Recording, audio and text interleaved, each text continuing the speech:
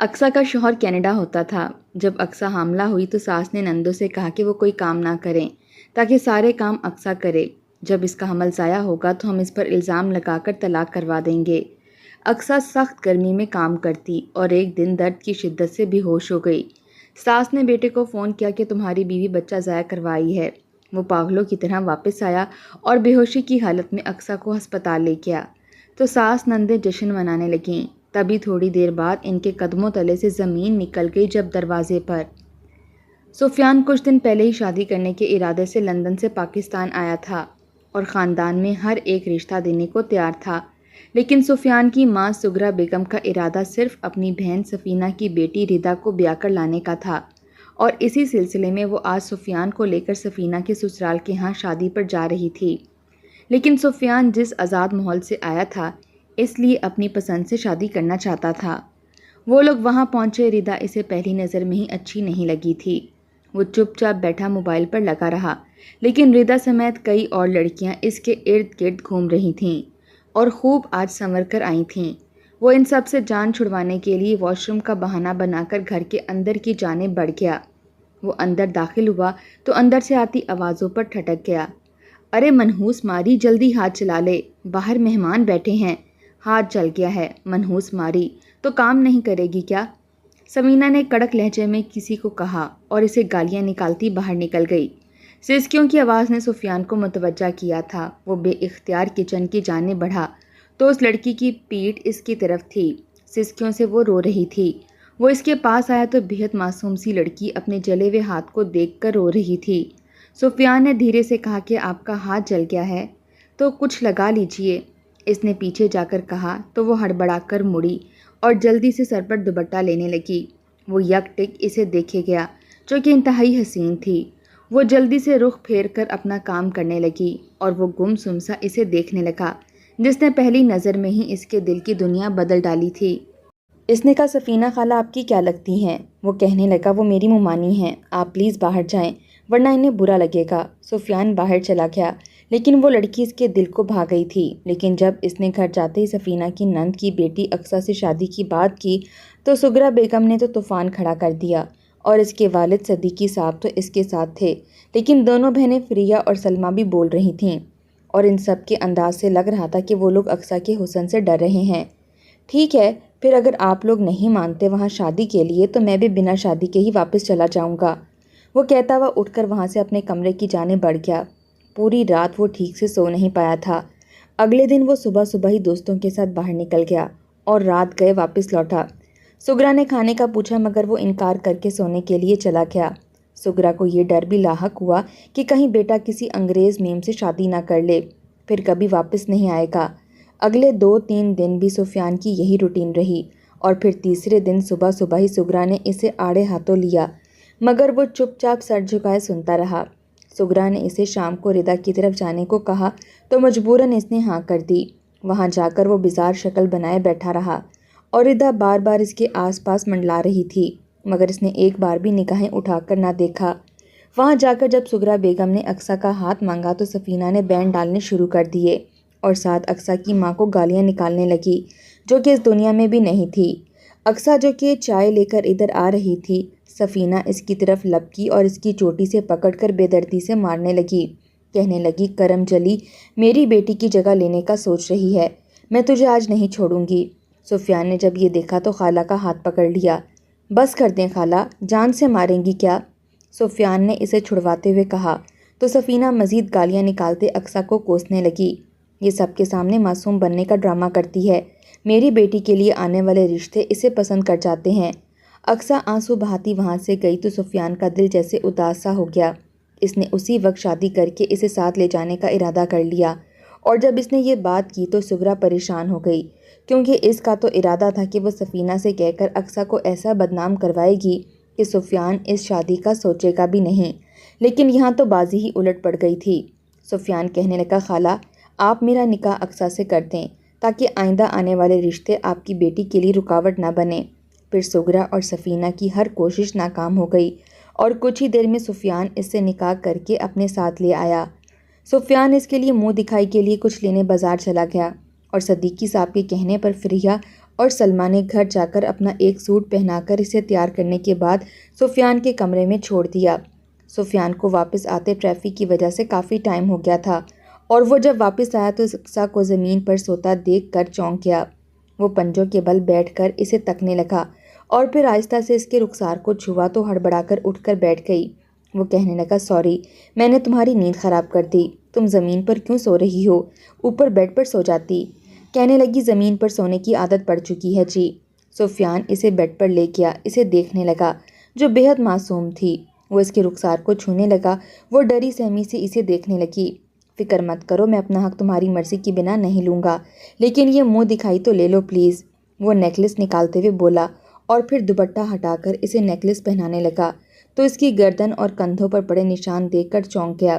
اس نے جب اقصیٰ سے اس کے بارے میں پوچھا تو اس نے سفینہ کے ایک ایک ظلم کے متعلق بتایا۔ سفیان اس کی تکلیف پر بے چین سا ہو گیا۔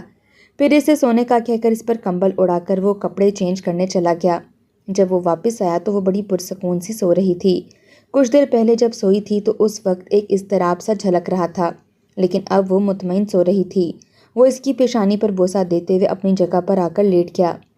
صبح فجر کے وقت جب اٹھا تو اقصیٰ اس سے پہلے اٹھ کر وضو کرنے کے بعد نماز پڑھ رہی تھی۔ وہ بھی اٹھ کر وضو کرنے کے بعد صدیقی صاحب کے ساتھ مسجد چلا گیا۔ جب واپس آیا تو اقصیٰ جاگ رہی تھی۔ اس کی ہاں عادت تھی کہ فجر کے بعد کچھ دیر سوتے تھے۔ اس نے اقصیٰ کو سونے کا کہا، لیکن اس نے کہا کہ وہ اس ٹائم نہیں سوتی، تو وہ بنا کچھ کہے خود سونے کے لیے لیٹ گیا۔ 9 بجے کے قریب جا کر آنکھ کھلی تو اقصیٰ کمرے میں نہیں تھی اور وہ اسے ڈھونڈتے ہوئے نیچے آیا تو اسے کچن میں کھانا بناتے دیکھ کر چونک گیا۔ اس نے پاس ہی بیٹھی موبائل پر مصروف سلمیٰ کو اس کی مدد کرنے کو کہا تو وہ اسے ٹکا سا جواب دے کر اپنے کمرے میں چلی گئی کہ مجھے یہ کام نہیں پسند اور ویسے بھی کچن میں بہت گرمی ہوتی ہے۔ وہ سر جھٹک کر اقصیٰ کے ساتھ اس کی مدد کرنے لگا۔ اقصیٰ کے لاکھ روکنے کے باوجود اس نے چائے بنا کر برتن ٹیبل پر رکھنے شروع کیے ہی تھے کہ سغرا بیگم باہر نکلی اور اسے بیوی کے ساتھ کام کرتے دیکھ اس کے جیسے سینے پر سانپ ہی لوٹ گئے۔ وہ اقصیٰ کو بولتے کرسی پر بیٹھ گئیں کہ بڑی ہی نکمی لڑکی ہے۔ تبھی سفینہ بھی اس سے تنگ تھی، اپنی مصیبت ہمارے گلے ڈال دی۔ سغرا بیگم نے منہ بنا کر کہا۔ سفیان کہنے لگا، مجھے کام کی عادت ہے امی، میں کون سا پہلی بار کر رہا ہوں، وہاں تو اپنے ہاتھوں سے سب کرتا تھا۔ اس نے مسکراتے ہوئے کہا تو وہ منہ ہی منہ میں بڑبڑانے لگی۔ اس نے سغرا کے رویے پر اقصیٰ سے معافی مانگی تو وہ حیرانگی سے اسے دیکھنے لگی۔ سفیان نے اس کی حیرانگی کی وجہ پوچھی تو وہ بولی کہ آج تک اسے کبھی کسی نے سوری نہیں کہا تھا۔ وہ اس کی معصومیت پر محض مسکراتا ٹیبل کی جانب بڑھ گیا۔ وہ اسے کھانا ڈال ڈال کر دے رہا تھا اور سغرا کا یہ سوچ سوچ کر برا حال تھا کہ سفیان اب ان کے ہاتھوں سے گیا۔ سفیان نے ناشتے کے بعد اسے ساتھ لیا اور اسے ڈھیروں شاپنگ کروانے کے بعد ایک ریسٹورنٹ میں لے آیا۔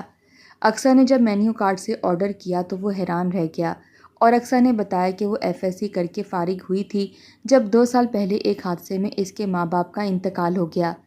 ددھیال والوں کے لا تعلق ہونے کی وجہ سے اسے ننہال والے یہاں لے آئے اور سفینہ نے 2 سال اس پر ظلم کے پہاڑ توڑ ڈالے تھے۔ سفیان تو اس کے دکھ جان کر مزید افسردہ ہو گیا تھا اور وہ آنے والے حالات کو لے کر پریشان تھا کہ اس کے لندن جانے کے بعد اقصیٰ کے ساتھ نہ جانے کیا سلوک ہونے والا تھا۔ وہ شام کو جب گھر لوٹے تو سغرا سر باندھے وہاں چارپائی پر لیٹی تھی اور انہیں دیکھتے ہی وہ ویلا شروع کیا کہ سفیان نے بھی اپنے کانوں کو ہاتھ لگا لیا۔ کہنے لگی، 2 ٹکے کی لڑکی کو لاکھوں کی شاپنگ کروا دی۔ سفیان بنا کچھ بولے ان کی سنتا رہا اور اقصیٰ کو اس نے کمرے میں جانے کو کہا۔ اس کی اس حرکت پر سغرا نے اقصیٰ کو کوسنا شروع کر دیا۔ سفیان نے جب اسے روکنا چاہا تو اس نے اپنا سینہ پیٹ پیٹ کر اقصیٰ کو بددعائیں دینی شروع کر دیں۔ سفیان غصے سے اپنے کمرے کی جانب بڑھ گیا اور وہ جب کمرے میں داخل ہوا تو اقصیٰ فاق چہرے کے ساتھ انگلیاں مروڑتی اسے ہی دیکھ رہی تھی۔ آنٹی جی بہت غصے میں ہے نا، میں انہیں جا کر سوری بول دیتی ہوں کہ آئندہ ایسا نہیں ہوگا، اقصیٰ نے گھبرائے ہوئے انداز میں کہا تو سفیان نے اسے خشمگین نگاہوں سے دیکھا۔ کیوں؟ دوبارہ ایسا کیوں نہیں ہوگا؟ میں تو تمہیں روز لے کر جانے والا ہوں باہر اور تم میری بیوی ہو اور میرے ساتھ گئی تھی، اس میں برا ماننے والی کون سی بات ہے؟ میری ماں بہنیں بھی بازار جا کر ایسے ہی شاپنگ کرتی ہیں، اگر میں تمہیں ساتھ لے گیا تو انہیں پرابلم کیوں ہے؟ وہ سر جھٹک کر ناگواری بھرے انداز میں بولتا واش روم کی جانب بڑھ گیا۔ جب وہ فریش ہو کر باہر نکلا تو اقصیٰ ویسے کی ویسی پریشان سی ادھر سے ادھر ٹہل رہی تھی اور سغرا بیگم کی باہر سے ابھی بھی آہو بکا کی آوازیں آ رہی تھیں۔ اگنور کرو تم انہیں، ان کی شروع سے ہی عادت ہے، تھوڑی سی بات کا بہت بڑا ایشو بنانے کی۔ سفیان نے اس کے رخسار کو تھپ تھپاتے ہوئے کہا اور پھر اپنا ماتھا مسلتے صوفے پر بیٹھتے ہوئے اس کی پشت سے ٹیک لگا کر اپنا ماتھا سہلانے لگا۔ کچھ پل گزرے تو اسے اپنے ماتھے پر اس کا نرم و ملائم سا ہاتھ محسوس ہوا تو اس کی دل پر جیسے ٹھنڈی میٹھی سی پھوار پڑنے لگی۔ وہ آہستہ آہستہ اس کا سر دبا رہی تھی اور سفیان کی رگ و ریشے میں سکون سا اتر رہا تھا۔ اس نے بے اختیار اس کا ہاتھ پکڑ کر لبوں سے لگایا اور پھر آنکھیں کھول کر اسے دیکھا تو وہ اس کی اس حرکت پر سرخ ہوئی تھی۔ سفیان اٹھ کر اس کے سامنے آیا اور اس کی آنکھوں میں آنکھیں ڈال کر دیکھنے لگا اور وہ اس کے اس طرح دیکھنے پر نگاہیں جھکا کر اپنی انگلیوں کو مروڑنے لگی۔ سفیان نے اس کا ہاتھ تھاما اور اسے بیڈ پر بٹھاتے اس کے پہلو میں بیٹھتا اس پر اپنا پیار نچھاور کرنے لگا۔ اگلی صبح بہت حسین تھی اور سفیان کی قربت نے اقصیٰ کے حسن کو مزید نکھار دیا تھا۔ سفیان صبح کا گیا، جب شام کو لوٹا تو اس نے ہنی مون کے لیے شمالی علاقہ جات جانے کا بتایا تو سغرا بیگم تل ملا کر رہ گئیں۔ اگلی صبح ہی وہ اپنے ہنی مون کے لیے نکل گیا۔ پورا 1 مہینہ کیسا گزرا سفیان اور اسے پتہ بھی نہ چلا۔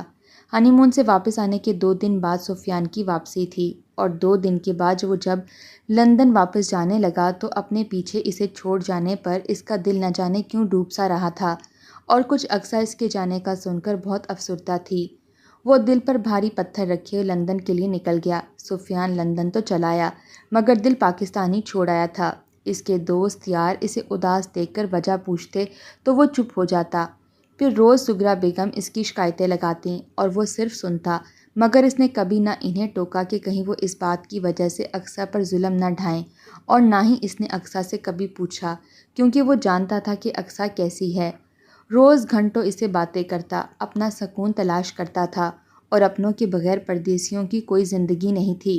یوں ہی روکھی پھیکی زندگی گزر رہی تھی کہ ایک صبح سغرا کا فون آیا کہ تیری بیوی ماں بننے والی تھی اور وہ اپنا حمل ضائع کروا کر کسی اور کے ساتھ بھاگ گئی۔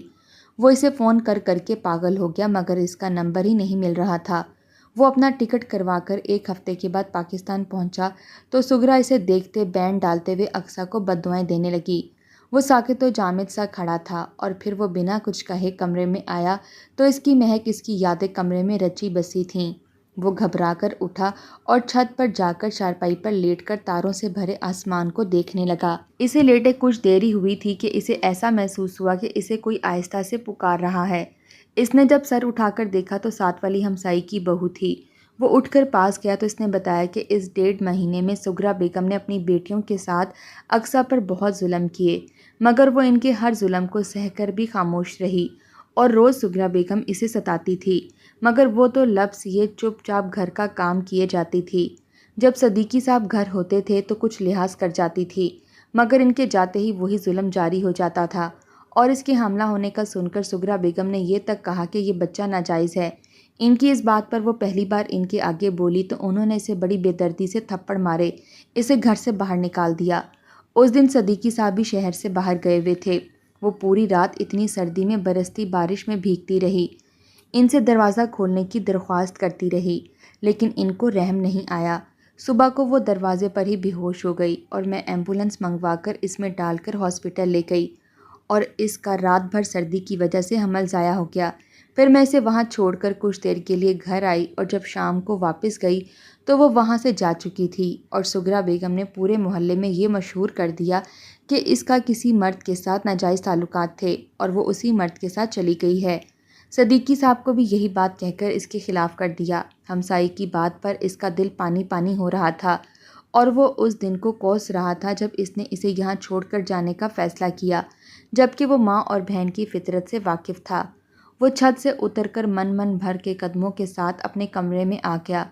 پوری رات وہ روتا رہا اور صبح ہوتے ہی وہ اسے ڈھونڈنے نکل گیا۔ اس نے ہاسپٹل کے آس پاس کئی جگہوں پر اسے تلاش کیا مگر وہ اسے نہ ملی۔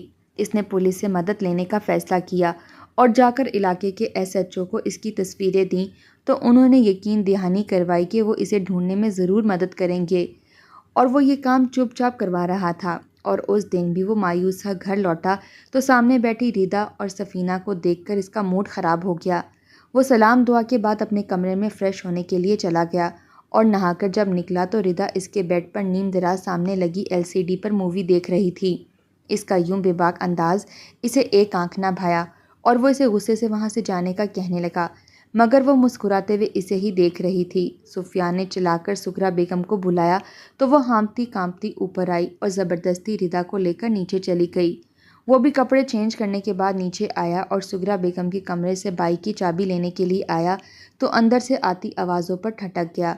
बस कुछ दिन और हैं, वो पाकिस्तान से चला जाएगा तो अगली बार रिदा की शादी कर देंगे। और हाँ, वो कलमोही अक्सा को अपने घर से दफ़ा करो। सुगरा की आखिरी बात पर वो ठटक गया। अरे आपा, इसे कैसे दफ़ा करूं? इसकी बदौलत जायदाद आ रही है, इसके ददियाल वाले इसका हिस्सा देंगे और मैं बस इससे लेने के बाद इसे छोड़ाऊंगी किसी दारुल अमान में। सफ़ीना ने इंतहाई लालची अंदाज में कहा। बाहर खड़ा सुफियान इनकी बातों पर सुनकर सुनसा हो गया। फिर वो बिना चाबी लिए तेज़ी से बाहर निकला और रिक्शा लेकर सफ़ीना के घर पहुंचा। दरवाज़ा खुला था तो वो तेज़ी से अंदर दाखिल हुआ तो सेंध धोती अक्सा इसे देखकर साकित रह गई। वो पास गया तो वो सब छोड़ती इसके सीने के साथ लगी तड़प तड़प कर रोती। सुफियान खुद भी रो रहा था। फिर इसने अक्सा के आंसू पोंछते इसे घर जाने के लिए कहा तो वो जर्द पड़ने लगी। फ़िक्र मत करो, मेरे होते हुए तुम्हारे ऊपर कोई आँच भी नहीं आएगी। सुफियान ने तसल्ली दी तो वो मुंह हाथ धोकर इसके साथ चल पड़ी। वो इसे लेकर जब घर पहुंचा तो दरवाज़ा खुलते ही सामने खड़ी सुगरा और बाकी सबकी इन्हें देखकर पैरों तले से ज़मीन निकल गई। वो जो यहाँ जश्न मना रही थीं, इन्हें एक साथ देखकर इनकी सारी खुशियाँ खाक में उड़ गईं। सुगरा बेगम अक्सा को गालियाँ निकालती इसे मारने के लिए आगे बढ़ी तो वो जल्दी से इसके आगे ढाल बनकर खड़ा हो गया। इसने सुगरा समेत सबको पुलिस में पकड़ाने की धमकी दी तो वो सब इसे बेयकीनी भरे अंदाज में देखने लगीं। अपनी बहन से कहें कि आइंदा यहाँ आने की ज़रूरत नहीं और अपनी बेशरम बेटी को लेकर कहीं और मुंह मारे। इसकी बातों पर सफ़ीना गुस्से से मुगलियात बकती चली गई। सुगरा को अपनी बहन की बेइज्जती का बहुत कलक था और वो झोली उठा उठाकर अक्सा को बद्दुआएं देने लगी और अक्सा खौफजदा सी इसका बाजू दबोचे खड़ी थी। वो इसे लेकर कमरे में आया और इसे ढेरों तसल्ली देने के बाद फ्रेश होने भेजा और ख़ुद अपने लिए और इसके लिए खाना लेने चला गया। इसे देखते ही सुगरा बेगम फिर से ववेला करने लगीं और इसी असना में सदीकी साहब भी घर आ गए। उन्होंने वजह पूछी तो सुफियान ने एक एक बात बताई और वो शर्मिंदा से खड़े थे। वो रोटी लेकर कमरे में आया और दोनों ने बैठकर बड़े दिनों के बाद पेट भरकर खाना खाया था। इसने रात को इससे शिकवा किया कि इसने अपने ऊपर होते जुल्म का इसे क्यों नहीं बताया, तो वो बोली कि इसे परदेश में परेशान नहीं करना चाहती थी। सुफियान इसे देखकर रह गया। वो इतने से अरसे में इसकी परेशानियों को समझ गई, मगर सुगरा बेगम माँ होकर नहीं समझ पाई थी।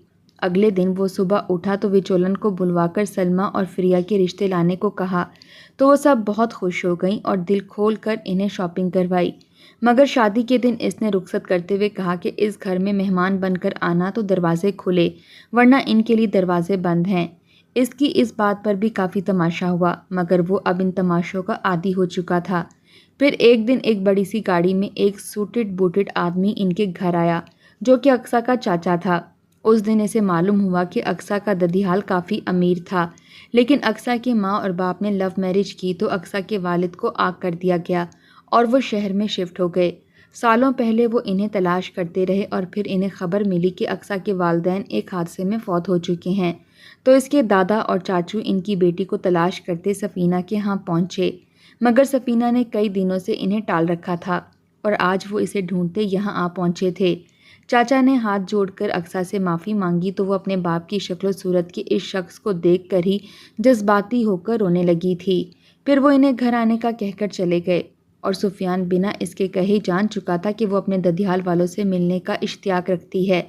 वो अगले दिन ही इसे लेकर इसके गाँव चलाया जहाँ इनका पुरतपाक इस्तकबाल किया गया। अक्सा को तो सबने हथेली का छाला बना रखा था। इसके वालिद साहब सबसे बड़े थे और इनके बाकी बहन भाई इनसे छोटे थे, तो इनकी शादियां भी इनके बाद हुईं। तो इसके कज़न कुछ हम उम्र थीं और कुछ काफ़ी छोटे थे।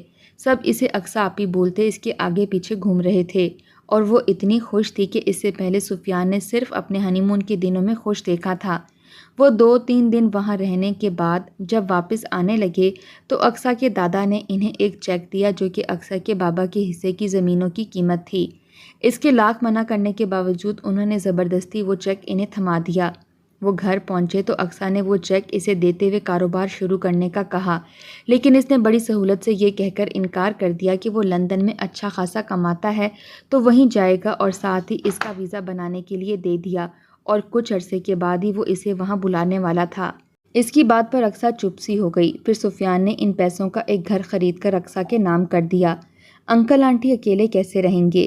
ایک دن اس نے افسردگی بھرے انداز میں پوچھا۔ جیسے پہلے رہتے تھے ویسے ہی رہیں گے۔ فریہ اور سلمیٰ وقتاً فوقتاً چکر لگاتی رہیں گی اور ہم بھی ہر سال آیا کریں گے۔ ویسے بھی اب میرا دل نہیں کرتا یہاں رہنے کو، رشتوں پر سے اعتبار اٹھ گیا ہے، سفیان نے کہا تو وہ سر جھکائے لب کچلنے لگی۔ ان کی یہ گفتگو باہر کھڑی سغرا کو شرم سے پانی پانی کر گئی اور وہ سیڑھیاں اتر رہی تھی کہ سیڑھیوں سے گر گئی۔ سفیان اور صدیقی صاحب اسے ہاسپٹل لے کر گئے اور ان کی ریڑھ کی ہڈی پر چوٹ لگی تھی جس کی وجہ سے وہ پیرالائز ہو گئی۔ ان دنوں میں سلمیٰ فریہ رہنے آئیں کہ ہمیں ماں کی خدمت کرنی ہے، لیکن وہ سارا دن بیٹھی ٹی وی دیکھتی رہتیں اور سغرا بیگم انہیں پکار پکار کر تھک جاتی۔ اور ایک دن سغرا نے ہاتھ جوڑ کر اپنے گھروں میں جانے کو کہا۔ ان کے جاتے ہی اقصیٰ نے ان کی ایسی خدمت کی کہ جس کے منہ سے ہر وقت بد دعائیں نکلتی تھیں اب دعائیں نکلنے لگی تھیں، اور سفیان بڑا مطمئن اور خوش سا واپس پلٹ گیا۔ اس کے جاتے ہی اقصیٰ دوبارہ سے حاملہ ہو گئی۔ وہاں جاتے ہی اس نے ان تینوں کے لندن آنے کی تیاریاں شروع کر دی تھیں اور ان کے ویزے لگے اور 6 مہینے کے بعد وہ لوگ لندن پہنچے اور وہیں 2 ماہ کے بعد اقصیٰ نے بڑے خوبصورت 2 جڑواں بچوں کو جنم دیا۔ سفیان کی تو خوشی کا کوئی ٹھکانہ نہیں تھا، زندگی حسین لگنے لگی تھی۔ سغرا بیگم اور اقصیٰ میں اس قدر اتفاق اور محبت ہو گئی تھی کہ وہ جس مسلم کمیونٹی میں رہتے تھے وہ انہیں ساس بہو کم ماں بیٹی زیادہ سمجھنے لگے تھے، مگر سغرا بیگم کہتی تھیں کہ یہ میری بہو ہے اور میں اس کی ساس۔ ساس بہو کوئی گالی تو نہیں، اور میری بہو میری بیٹیوں سے زیادہ خدمت گزار ہے۔ اور اقصیٰ کہتی کہ میری ساس نے میری ماں کی کمی پوری کر دی، اور سفیان ان کی باتوں پر محض مسکرا کر رہ جاتا۔ زندگی بڑی سہل ہو جاتی ہے اگر رشتوں میں اعتدال ہو۔ رشتوں میں اعتدال تبھی ہوتا ہے جب ہم ہر رشتے کو اس کی جگہ پر رکھتے ہوئے اسے نبھاتے ہیں، جیسا کہ آج سغرا بیگم اور اقصیٰ نبھا رہی تھیں۔